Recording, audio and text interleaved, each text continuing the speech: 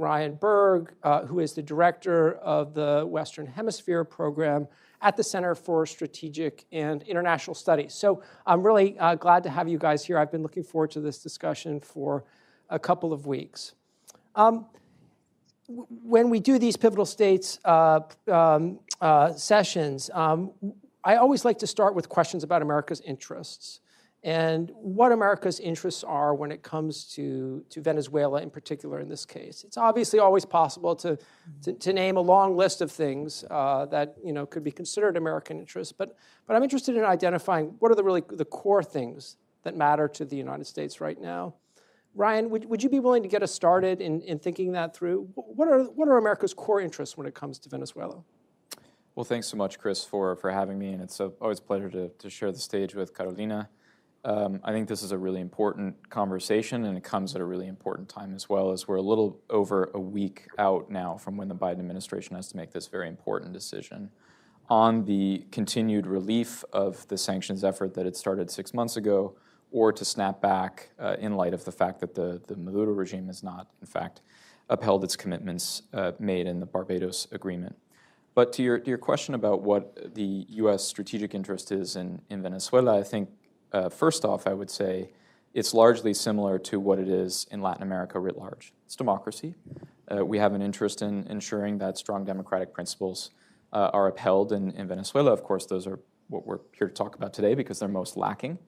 And really, it's not a U.S. imposition of democracy. It's a region that upholds standards that we've all signed up to in the form of the Inter-American Democratic Charter signed on September 11th, 2001. So we are a community, the Western Hemisphere is a community that upholds the values of democracy and the process of democracy, and even the Venezuelan regime has signed that document. So I'd say that's interest number one. Interest number two is, of course, especially with respect to the present regime, ensuring that the present government in Venezuela doesn't serve as a beachhead for some of our greatest strategic adversaries in the Western Hemisphere. And we have seen it do that. We've seen Venezuela pivot to Russia, to China, to an extent to Iran. There's some involvement of Turkey and others. And so I think part of our strategic interest there is making sure that China doesn't have too cozy of a home in Venezuela to be able to present some kind of tangible security challenge to the United States and the Western Hemisphere. Russia, the same. I would say Iran, the same as well. We have an interest in ensuring that the regime does not serve as an incubator or nurturing transnational criminal organizations, which it's done in the past, especially in the border areas between Colombia and Venezuela, nurturing certain criminal organizations like the FARC and the ELN. So we have a number of interests. Some of them are security-oriented, some of them are democracy-oriented. You may say that we have an interest as well in some of the economic factors in Venezuela, particularly some of the oil that Venezuela might be able to offer to international markets. But I will, at later points, I think, in this event, argue against that, mostly because I think it obscures some of the other interests that I've just named, which I would consider to be more priority. And frankly, Venezuela isn't producing the same way that it used to. And so when we're talking about Venezuelan oil production, which is really the chief economic output of the country, we're talking about something in the realm of 700 to 800,000 barrels of oil per day, reliably at this point in time. If that picture changed and Venezuela was able to reverse some of the decades-long slide in its petroleum industry, we might have a different conversation about the economic interests really kind of rising within that prioritization. But for now, I would say that the priorities for me are really on the democracy front and on the security front. Great. Okay, thank you. That's a good start. Carolina, could you weigh in on this? I mean, how do you see American interests when it comes to Venezuela? I mean, to what extent do you agree with Ryan, and where would you maybe add or subtract? Well, I also wanted to thank you, Chris, for having me, and always great to see you, Ryan. I cannot agree more with Ryan when it comes to democracy. I think it is in U.S. interest to have a democratic Venezuela for different reasons, and that's something that Ryan didn't mention that I would like to bring up. A democratic Venezuela could be a reliable partner. Right now, we know that partnership that once existed does no longer exist. And it's an important partnership for different reasons. I do think that the energy issues matter. Even if the country is not producing more than 800,000 barrels a day, it doesn't mean it cannot produce them. It has some of the largest oil reserves in the world, if not the largest. So it's not just about what it produces now, it's about the potential it has to impact the oil market. And the oil market in the last 2 years or so has been facing tremendous risks, from the Russian invasion of Ukraine to the current situation in Gaza, Israel, which also has this potential to become a regional conflict. So I don't think it should be underestimated. On the other hand, a democratic Venezuela will be a place where 7.72 million people living abroad will perhaps consider returning to. And it is very unlikely that 7.7 million people will return, even if there is a change of government. But it is possible that an important percentage of that number will return. So that's really important for the US. It is also important that people stop leaving forcibly from their home communities. You were giving the numbers earlier. Well, if you look at the Darien Gap, and for those of you who don't know about the Darien Gap, that's the jungle, hostile jungle, that divides Panama and Colombia. Venezuelans cross that jungle to come to the US. 60 miles of pure danger, where there is sexual abuse, is rampant. The New York Times just published a report saying that the level of sexual violence seen in the Darien Gap hasn't been seen outside of a conflict zone. So that's the level of violence migrants are experiencing. In 2021, less than 3,000 Venezuelans crossed the Darien Gap. In 2023, 328,000 Venezuelans crossed the Darien Gap. In 2021, less than 51,000 encounters of migrants at the US-Mexico border were of Venezuelan nationality. In 2020, in fiscal year 2023, that number rose to 334,000 encounters of Venezuelan migrants. So in the current political context of the US, in an electoral year, migration, and this is no secret, is a major issue in electoral politics, and part of that migration coming to the US is Venezuelan migration. So I do think that thinking about a democratic Venezuela is also thinking about a place where migrants can return to, and where migrants, and where people won't have to flee their communities of origins as they are fleeing now. Mm-hmm, mm-hmm. Ryan, when you went through your list of reasons or major U.S. interests in Venezuela, you seem to emphasize migration a little bit less. Is that your view, or do you agree that this is really a key interest that America has right now when it comes to Venezuela? Well, I do think that the U.S. has an interest in, of course, reducing regular migration to the southern border, and we've seen, of course, upticks in Venezuelans, including an uptick in the number of Venezuelans going through the Darien Gap in the first 3 months of 2024, after the relief has been given. And so I don't deny that migration is an important factor when we approach Venezuela policy. I'm doubtful, however, and this is where I disagree with the administration's policy, that sanctions relief can be that switch that we were hoping it would be to immediately shut off Venezuelan migration. And so I think, as it turns out, people are leaving for other reasons. It's no secret. We're here to talk about the fact that there's a dictatorship in Venezuela. A lot of it is about regime type, the fact that there's no human rights practices in Venezuela, and repression continues, arguably even more than it did in the non-electoral context. And so we just haven't seen, unfortunately, the economic relief, sanctions relief, and the economic boost that Venezuela's gotten in the short term being that light switch, so to speak, on migration that we were hoping it would be. And so I'm afraid we were hoping for one thing, we haven't seen it in the early numbers. And so I think that kind of mitigates against I'm jumping ahead a little bit here, extending the sanctions. Maybe because I definitely want to get there, but I don't want to go. I want to paint a little bit more of a picture of the migration here because it seems to be such an important issue.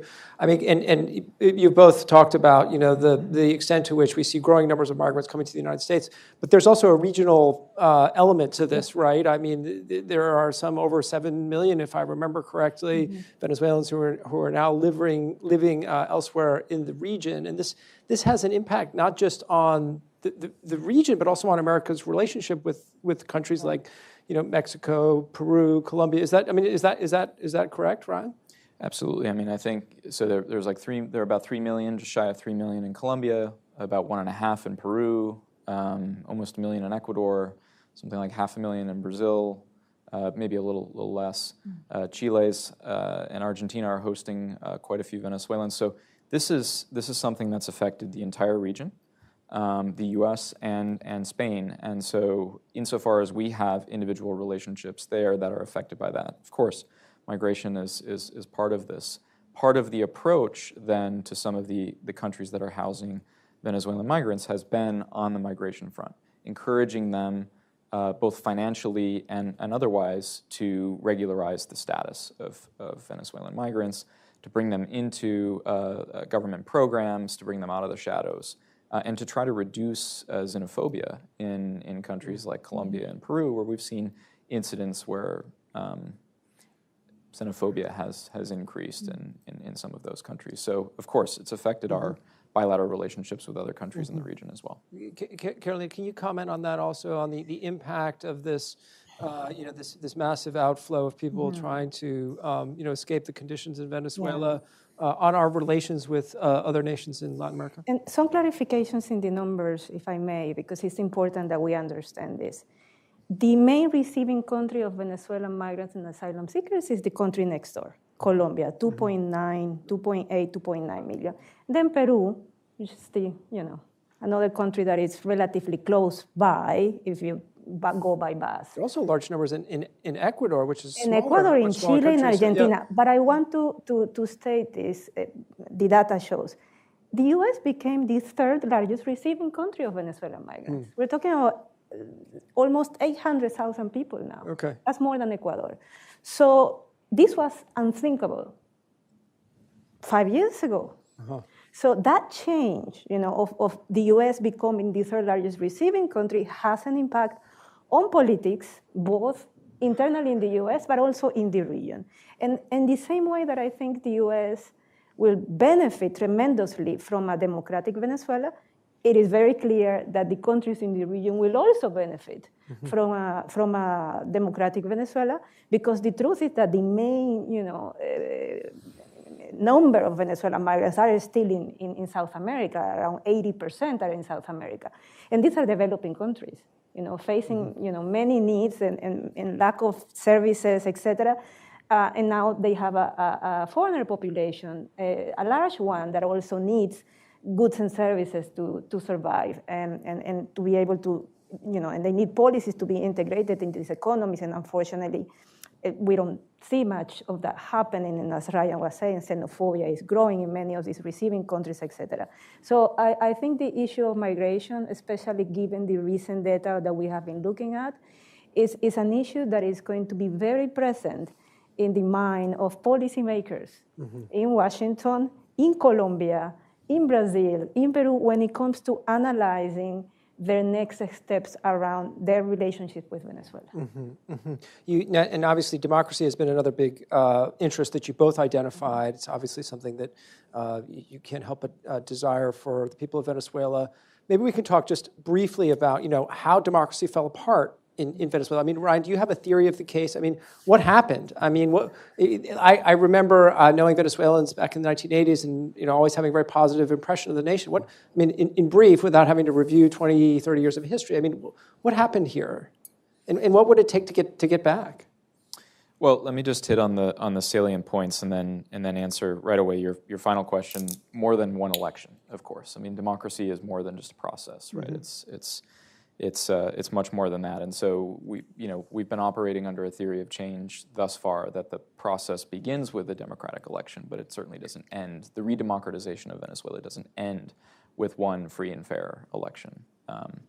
But in any case, the democratic decline in Venezuela, precedes to an extent Chávez. But let's start the story with Chávez so that I can pass the mic to Carolina to fill in some of the gaps. Who came to power in 1998 or 98, and so you have a number of moments where there's democratic breakdown. In addition to, I think, a story that's pretty well known now within Latin America because we've seen it in other countries.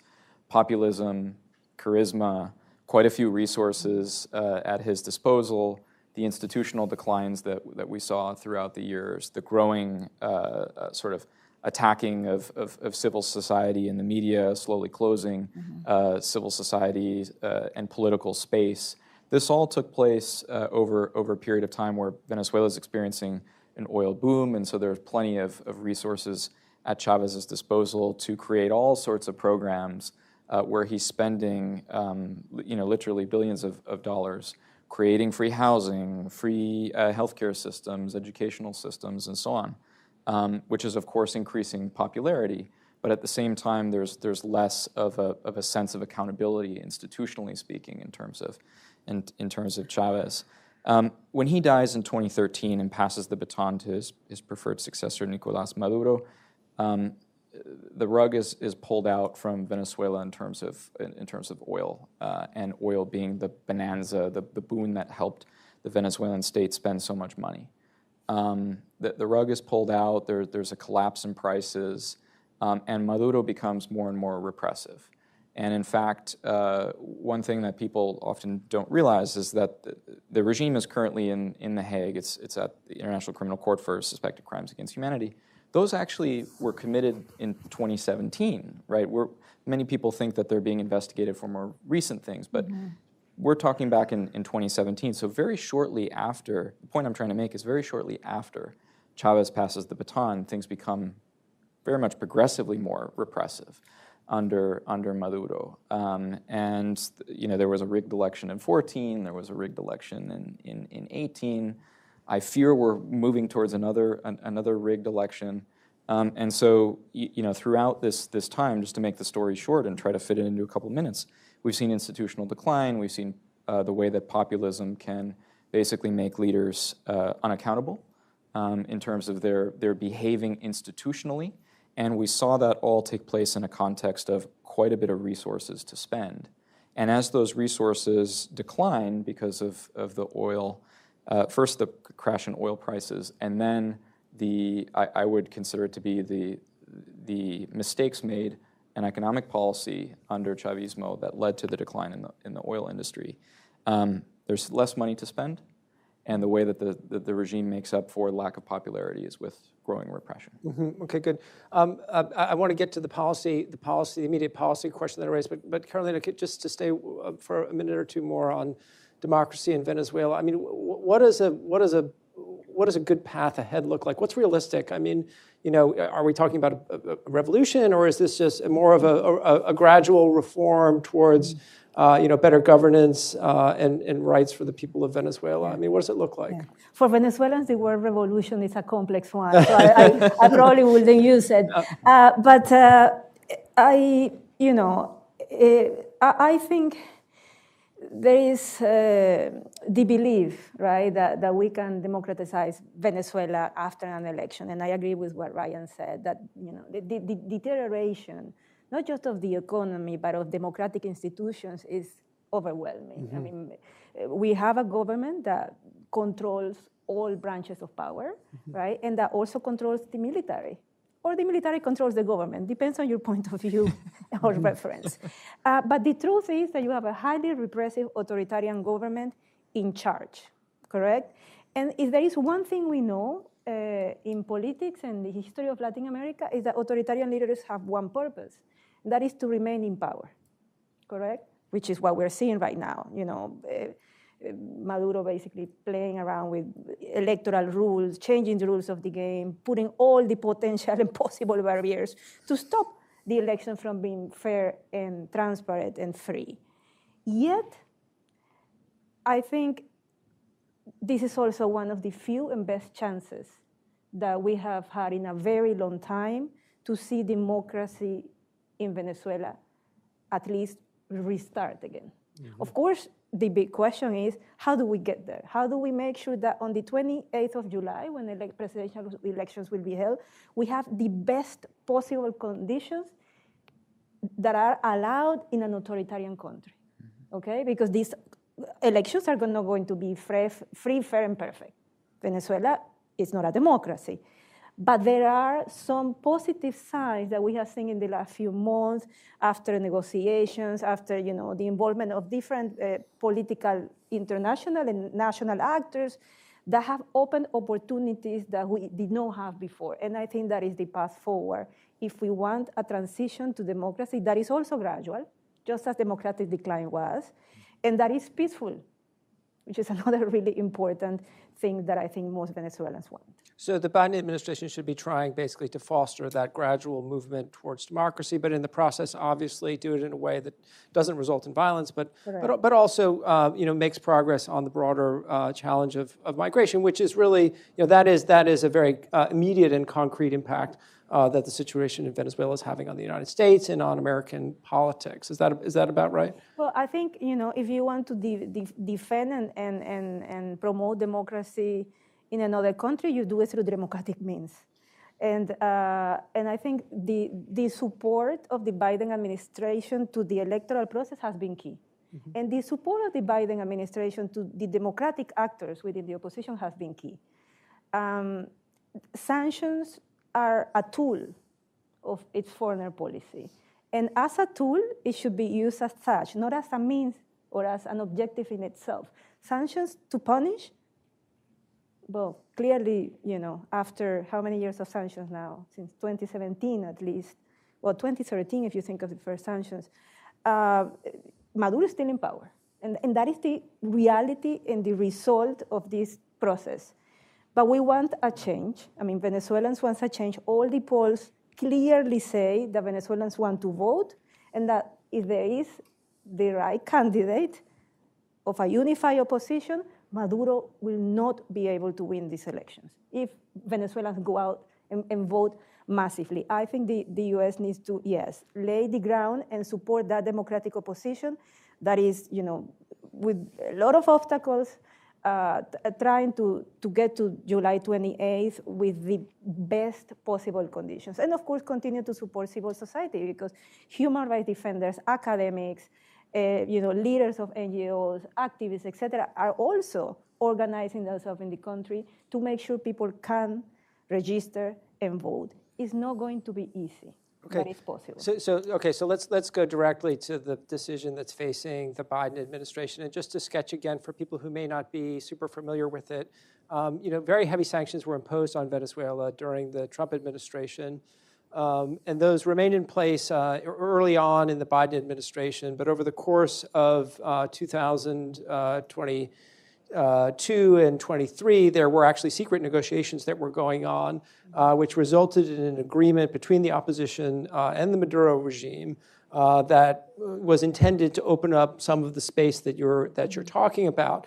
And concurrently, the Biden administration lifted some of the main sanctions that were in place. And my understanding is that the theory of the case was that the administration wanted to demonstrate that it was really willing to do something if the Maduro regime was willing to undertake meaningful reforms. But now, here we are 6 months later, and the question is whether or not to reimpose those sanctions because so little progress has been made by the Maduro regime on its end of the bargain. Ryan, do I have that about right? Is that an accurate depiction of what the situation is? I would say that's the broad strokes. I mean, we lifted on October 18th of last year. We're coming up on April 18th. This year. That's the self-imposed deadline for the Biden administration to make their decision. Mm-hmm. The initial idea was to give the regime a 6-month period of pretty juicy economic inducements through sanctions relief to try to get them to change behavior. What we've seen, I think, over the last 6 months is not just that behavior change hasn't been induced, it's that the regime, to Carolina's point, is an authoritarian regime, and its objective, number one objective, is self-preservation. Mm-hmm. It has done whatever it thinks that it needs to do to remain in power, including throw more innocent people in jail, build up the number of political prisoners that it has, repress main parties, in my opinion, most importantly, not respected the results of the primary elections, which were organized independently of the state and yielded a very popular candidate with 93% support, Maria Corina Machado, blocked her preferred successor, blocked pretty much everyone across the political spectrum, including, by the way, leftist parties. The Communist Party of Venezuela is as upset as folks on other side of the political spectrum, because they too have been blocked from putting forward their candidates. So the pantheon of candidates, so to speak, the 13 candidates that we have, are all regime-approved candidates. Else they wouldn't be candidates, right? That's the point of the regime's control of the CNE, which is the formerly independent electoral council, now controlled by the regime. And so I could go through the bullet point agreement, the Barbados agreement, but suffice it to say that the regime hasn't kept their end of the bargain. And so my position would be next week, a little over a week from now, the Biden administration should be looking to make alterations to the General License number 44, which was the one that allowed them to make the lift in the first place and allowed companies to partner with PDVSA, the state-owned oil enterprise in Venezuela, to be able to operate for this 6-month period of time.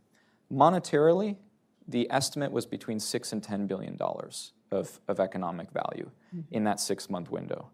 For the sanctions relief, right? That was what we were looking at. Sorry, the value to the regime, okay. The value to the regime of that 6-month window of sanctions relief would be anywhere between 6 and 10 billion, depending upon how many agreements they could sign with other with oil companies. Because in Venezuela, you have to partner with the state-owned oil company. If you actually look at the overall budget of the regime, that's a huge percentage, right? And so we've done everything we can to give economic inducement to the regime to behave differently and to give at least a modicum of concessions. And I just don't see that they've really given anything. They did allow the primary process to move forward. That's one thing that they did. They did not shut that primary process down, and that took place less than a week after they signed the agreement. But immediately after the primary process occurred, they declared it null and void, right? The results would have no legal effect. They started investigating the primary organizers. They tried to haul certain primary organizers before the Attorney General's office. And they clearly haven't allowed Machado to present herself as a candidate despite her overwhelming support. So all of that, plus the human rights abuses, I think my position would be that we need to show that there's some consequence to not abide. If this is a deal, we lift it as we promised we would on October 18th. The regime, in my opinion, didn't follow through, and so it's partially a question of American credibility. It sounds. I think so. I think. Okay, so let me ask. I mean, so Carolina, it sounds like it's pretty hard to make the case that the regime in any way really stuck with its end of the bargain. I mean, but still, there is an argument to be made for extending the sanctions relief, right? I mean, what do you think about this? Again, a friendly reminder: Venezuela is not a democracy. So, yes, it signed an agreement, but because the main purpose of the regime is self-preservation, regardless of democratic rules, it wasn't going to perfectly respect each point of the agreement. And I think we all knew that it was going to happen. So for me, the question is, what has it happened since the Barbados Agreement was signed that has opened a window of an opportunity that did not exist before? So I agree with Ryan. I mean, the primary elections took place, and days later, the government was persecuting, the organizers, the winner, etc. I mean, it did not take more than 48 hours.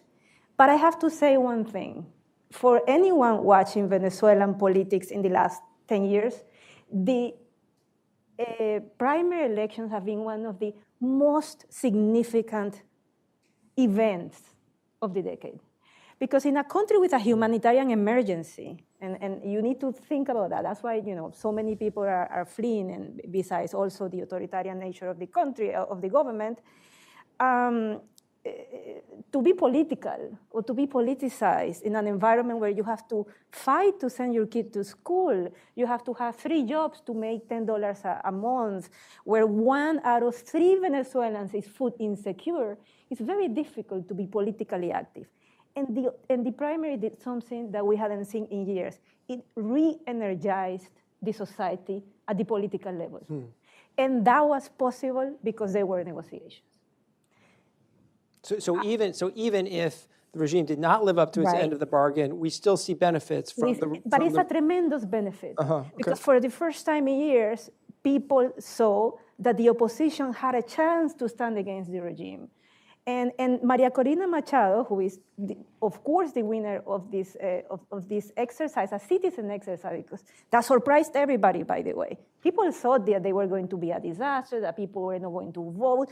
On the contrary, citizens themselves organized them inside the country and outside the country, and they worked, okay? And millions of people went and voted for Machado. And I think you voted for Machado because for many people, she represents change, which is what most people want. Since then, what have we seen? Well, yes, persecution, repression, no surprise. And it's horrible because, I mean, we have colleagues now, Rocio San Miguel, a very, well-respected human rights defender in prison. We have almost 300 political prisoners in the country, people still fleeing in exile, etc. But we also have, international electoral observation missions going into Venezuela. That we did not think this was going to happen. Now we still have to wait and see if these missions sign an MOU with the government. But those steps, something as relevant as the primary elections, as having an opposition that is once again excites people and make them political again, and those, registration to vote is open, very irregular with a lot of problems, but it's open. And then we might have international independent electoral observation. All those steps have been possible because negotiations happen. Because of the barbarities. Okay, so, and there's another point here which I think you guys may disagree to some extent about, but I want to be sure that we bring out, which is what is the concrete impact of the sanctions on migration, which we've identified as being one, but not the only, but one of the big issues here. I mean, Caroline, do you see an impact from the sanctions regime on the migration challenge that we face with Venezuela? Forced migration started long before the sanctions, so that's the first thing we have to say. So you can't say, okay, so it's not the cause. And it's not the cause. The humanitarian emergency predate the sanctions. But I do think it's undeniable that sanctions have contributed to deepen the humanitarian emergency. Okay. And therefore, they have an indirect impact on forced migration. Okay. And Brian, my sense is you disagree with that. Is that right, or is there more complicated? I think there's more nuance than that. I think it's, Venezuela's done quite a bit of its self-harm to destroy its own economy, and I could go through a litany of things there. And I think Carolina and I would agree with that 100% there. But I mean, I think sanctions do have an impact. It's not like I'm afraid to admit that. We wouldn't engage in sanctions practices if they didn't have an impact. They wouldn't be effective if they didn't have an impact.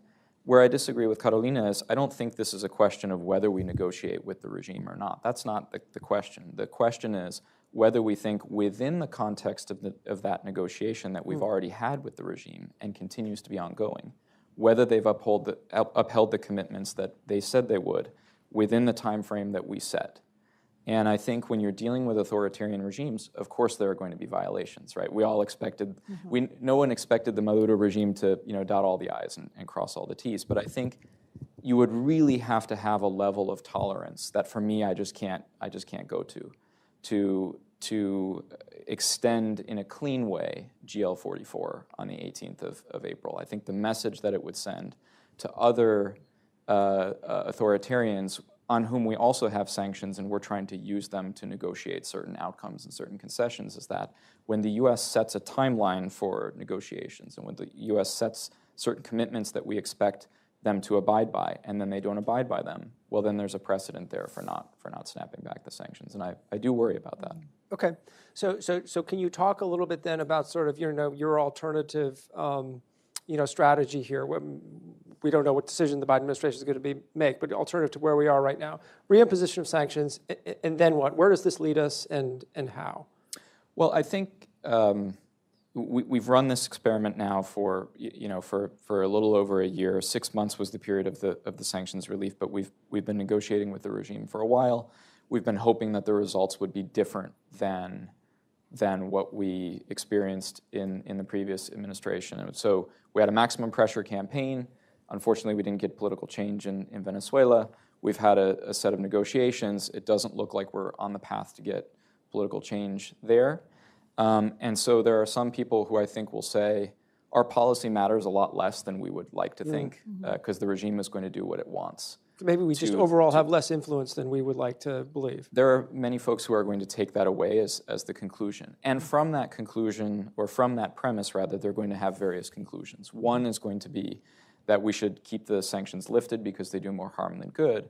And then the other path is going to say, well, Maduro is going to continue behaving as an authoritarian regime that commits human rights abuses up to and including things that have risen to the level of crimes against humanity, which are now being investigated. And if that's the case, which it is, I prefer what I would call a strategy of containment, which kind of harkens back to the Cold War, strategy. You want to keep a lot of the negative externalities of having a dictatorship firmly consolidated in Caracas to the best as you possibly can. What do I mean by that? I mean, you try to prevent the regime from having all the resources at its disposal to commit that level of human rights abuses, because we care about the very valiant democracy defenders who are on the ground pushing at risk of their own life for change within the country.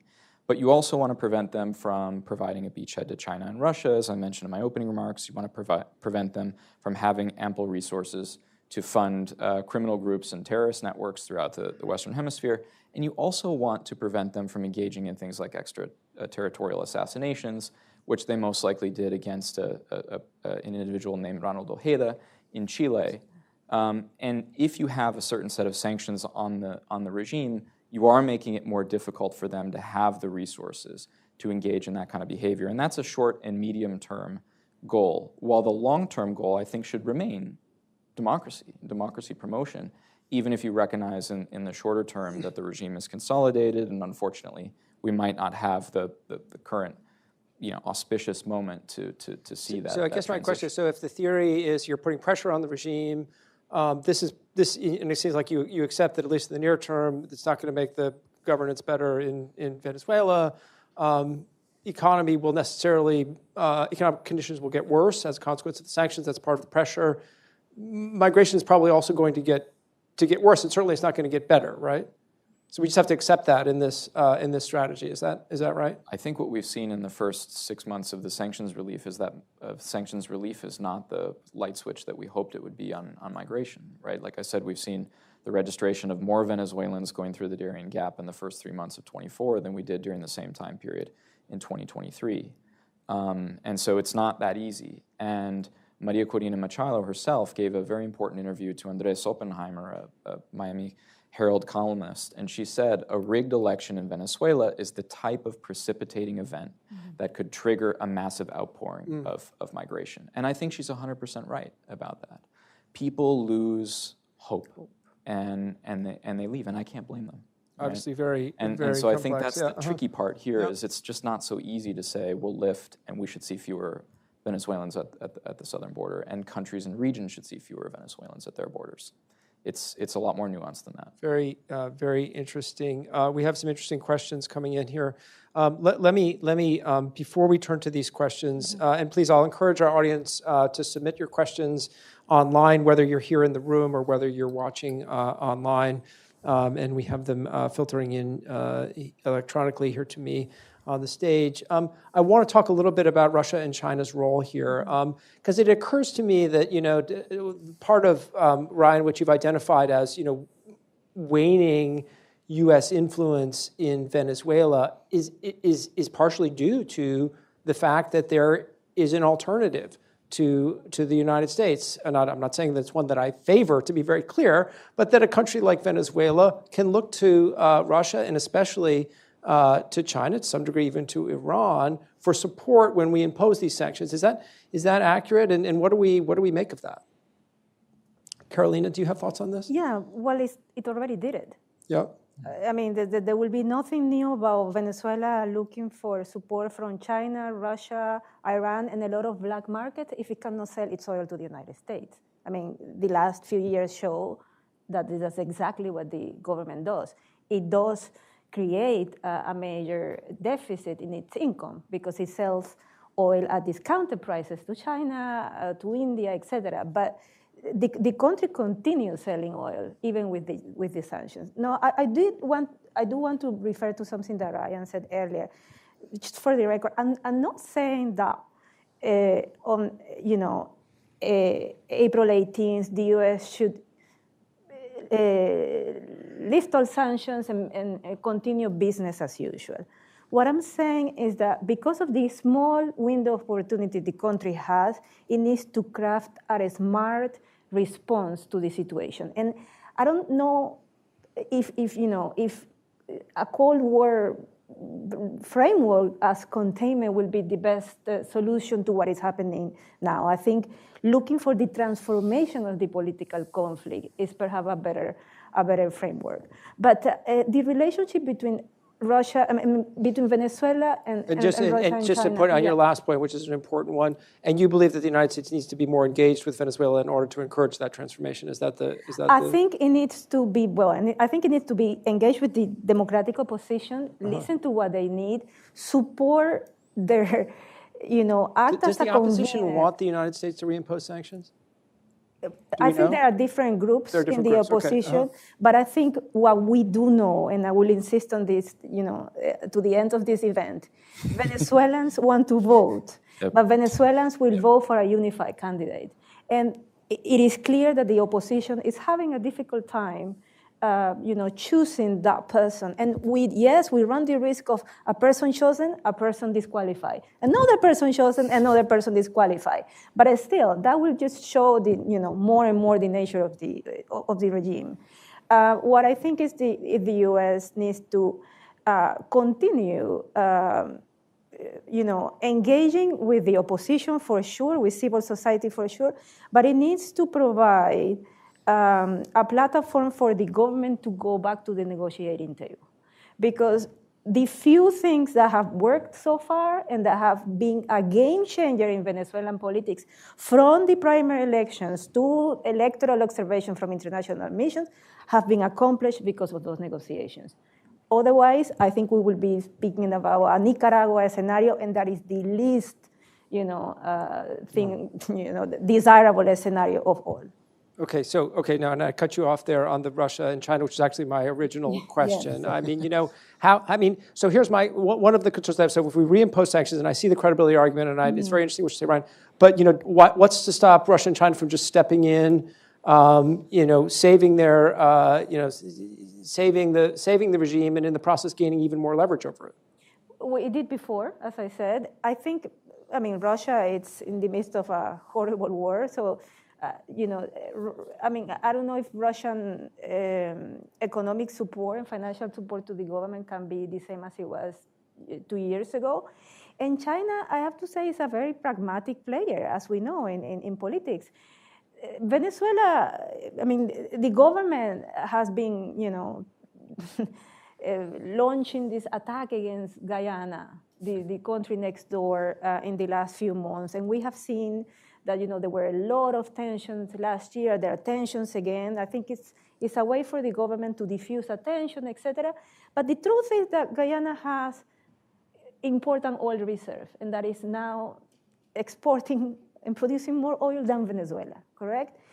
Have you heard China strongly condemn Guyana because of exploiting that oil? No, because it's interested in Guyana's oil. So in that sense, I think China tends to play a very pragmatic game. It supports Maduro when it feels it needs to, and it might not support Maduro in the future if it doesn't need to. So, but Russia does have a strong political and ideological connection with the Maduro government, which has been very well documented. Okay, we've got some questions here, but Ryan, please, you just comment on this. Yeah, just a quick comment, because I think that it's hard to remove the geopolitical frame from any conversations on Venezuela, but I agree with Carolina that Maduro might not be China's favorite person or their favorite partner. In fact, in Beijing, they probably consider him to be a clown.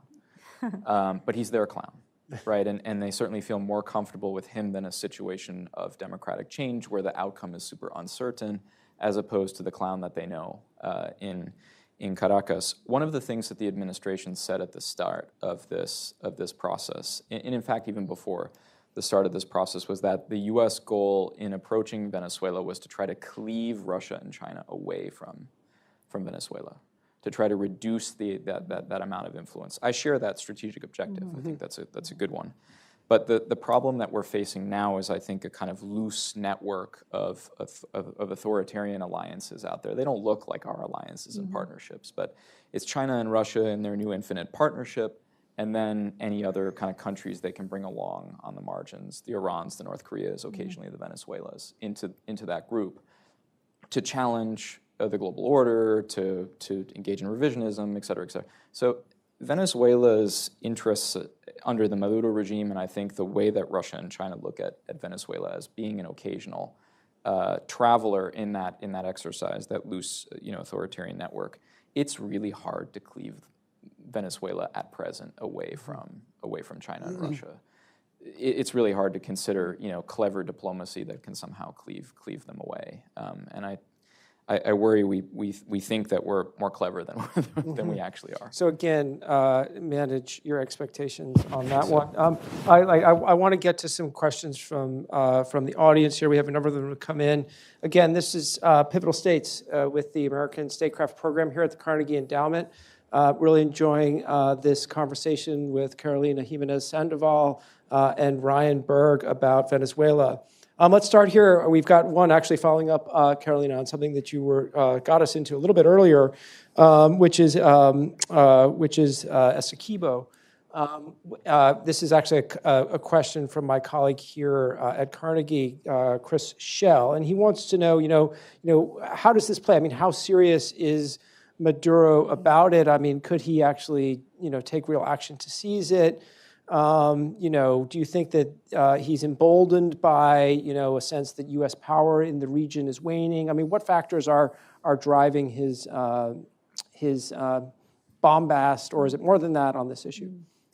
I think it is no coincidence that the whole Essequibo issue was revived in an electoral context. I mean, the Maduro and the Chivvis government forgot about the Essequibo, then retook the issue of the Essequibo, then forgot about it again. But now it is a political issue because I think in Maduro's mind, it was supposed to rally nationalistic feelings, and it did not. That attempt to do that through a referendum in which Venezuelans were supposed to vote about annexing the Essequibo, et cetera, failed dramatically. But it's there. I mean, the threat is there. It passed a law, it annexed the Essequibo by law. There is a new state. But there is, of course, no de facto control of that territory that is controlled by Guyana. I think if we were to see, a stronger movement from the Maduro government towards, sending more troops to that region or becoming more threatening, I honestly think that we will see the same that we saw last year.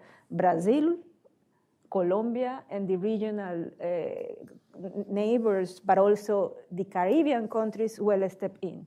Because if there is one thing we know the region doesn't need, is another armed conflict. And I think diplomacy will be at play, and hopefully, the worst case scenario will be avoided. President Lula from Brazil played a key role in lowering the high level of tensions that we saw last year between two countries, and I think different regional players will play the same role again if tensions were to rise at that level again. Ryan, I mean, how likely is it that this could actually? I think some of us may tend to say, well, it's just bombast. But then again, we've obviously seen similar situations in the world where things that sounded like bombast suddenly overnight turned into reality. So I mean, what's your analysis? I think so. It's a great question. I think we're still very unlikely to see any kind of kinetic action against Guyana.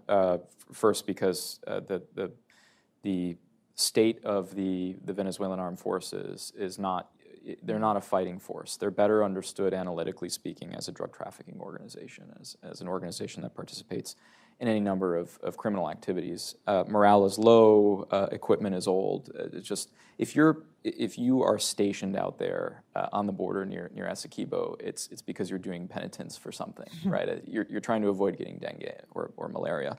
It's not a nice post. So I think a lot of this was about increasing nationalism and hoping to get a kind of electoral boost right after the opposition's primaries. Note that it was right after the opposition's primaries when almost 2.5 million people came out to vote, many of them from Maria Corina Machado. The regime wanted to have an effort that tested their electoral apparatus. The feedback mechanism that they got for that event was that their electoral apparatus was in shambles. They said that 10 million people voted, but there were 5 questions on the referendum. If you divide that, you get about 2 million people. That's being very generous. There were plenty of photos all over social media showing completely empty voting booths. And this should have been a clear win for the regime, because this is an issue. Well, you grew up and drawing the map. Exactly. And so as young children all learn in Venezuela that we're missing this part of the country, and all the maps are drawn with the extra little finger, which is of course 2/3 of territory that is administered by Guyana. So a lot of it is the domestic, and Maduro didn't get the boost that he thought. Now, I think we at CSIS are slightly unique in the sense that we've said that this could be maybe 20% or 30%, some kind of international strategy. We've said, okay, let's just assume that there's some kind of strategy there against Guyana. What could actually be happening here? And we've been tracking using satellite data, and we put out a couple pieces showing satellite imagery of the regime moving some of their military hardware to the border to intimidate, to engage in what we think is an active course of diplomacy. What is it that they're trying to get out of Guyana?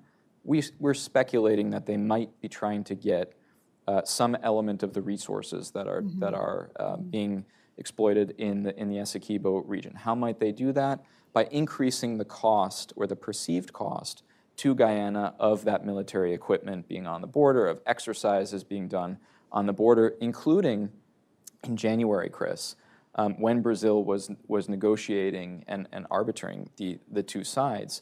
They were doing tank exercises at a place called Anacoco Island, which is about 1 football field away from the border, right?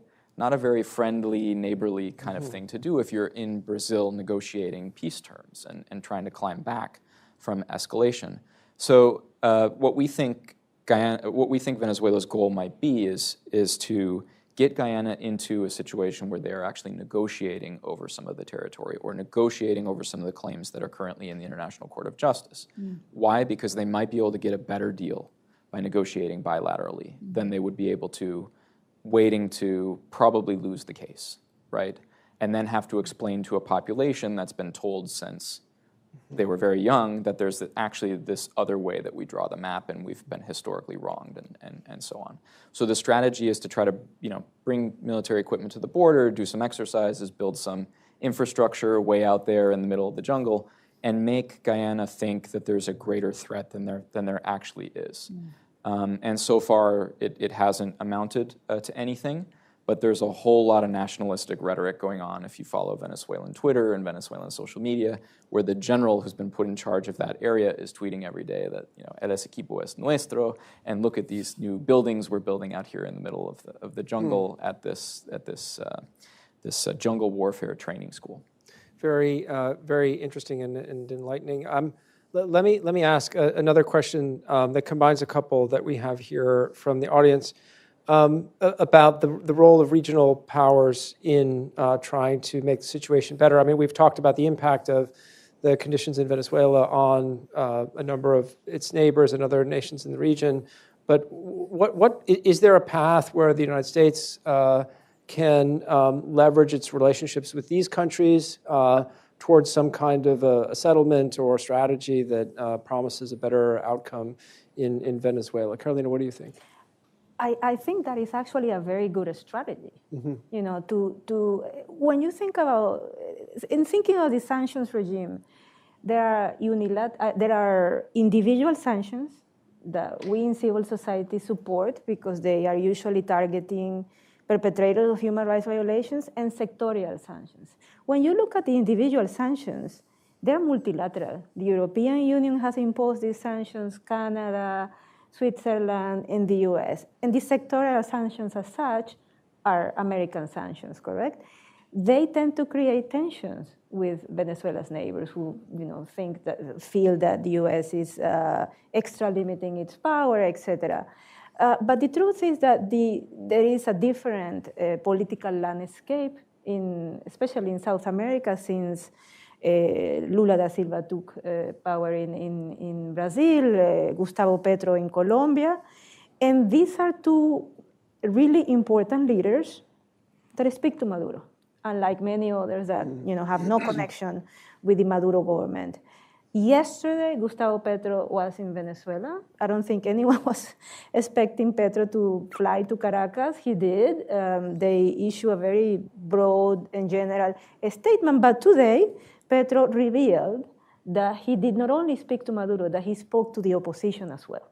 Mm-hmm. So that shows that those countries that are able to speak to both sides are playing a role.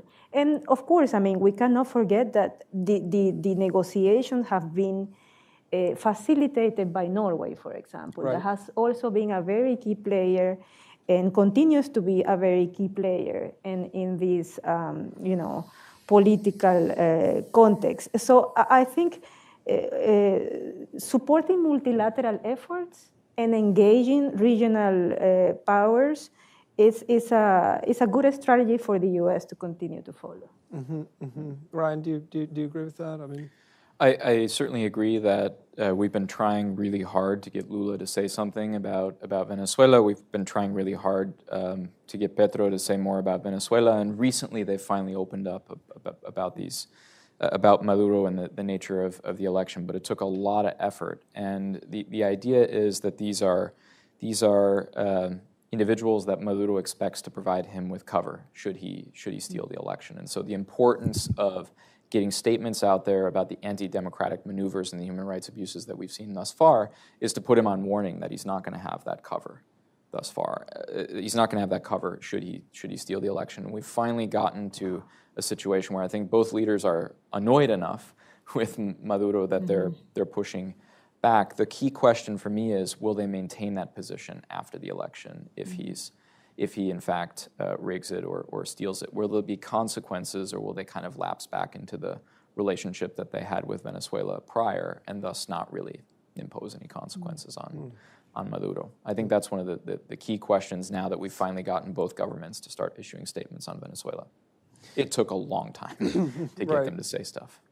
So we're already basically out of time here, and so I wanted to just perhaps to conclude, to ask you to do something that's very dangerous for a career in Washington, which is to prognosticate a little bit about where we might be in, say, a year or two, or you can even pick your time frame. But tell us what's a positive future for U.S.-Venezuela relations look like? Ryan, let me start with you.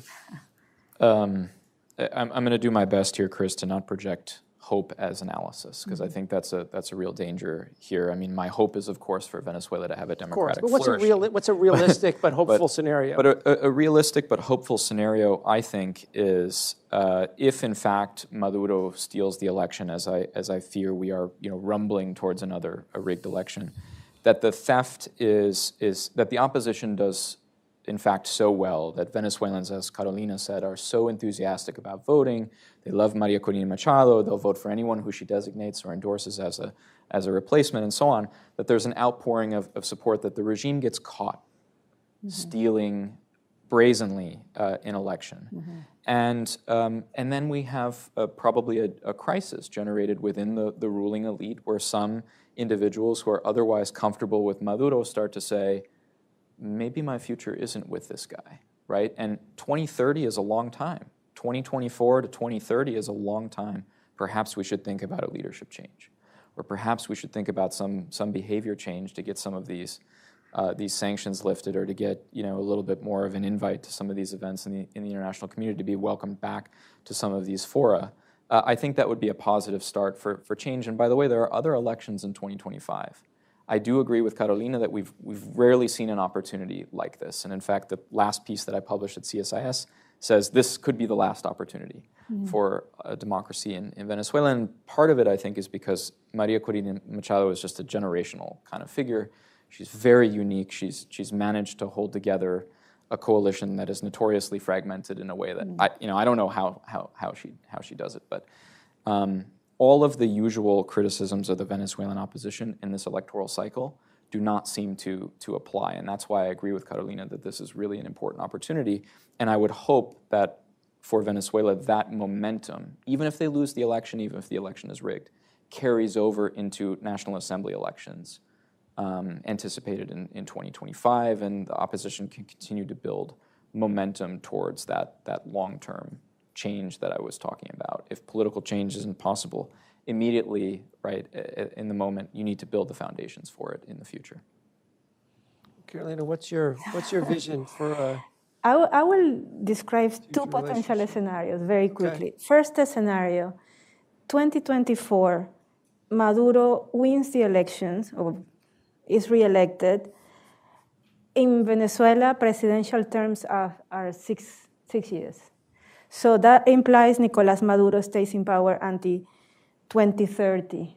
Now, in 2009, Hugo Chávez reformed the constitution to allow for indefinite re-election. In 2030, Nicolás Maduro will be 67. That's 3 years younger than Andrés Manuel López Obrador, the current president of Mexico. So in 2030, he could run again, because the constitution allows for it, and then be in power until 2036. And I could continue doing this, right? Because as I said, that's what authoritarians want at the very end, to remain in power. So that is a scenario. Then there's the second scenario, the scenario of what political scientists call stunning elections. Elections that surprise, elections that, as the term says, stun you, make you feel that something incredible happened.